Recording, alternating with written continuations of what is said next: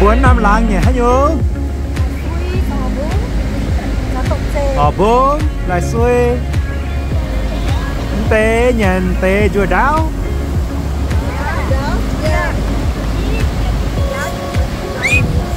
cái đó nó với nhà hỏi rồi cái nè nhìn chạm papa chứ mà cầm một buôn nhà hả nhớ nó buôn nhà mà hả tao giờ nhỏ buông nè chiếu mà cái mà quên tê xiết nhỉ hả nhung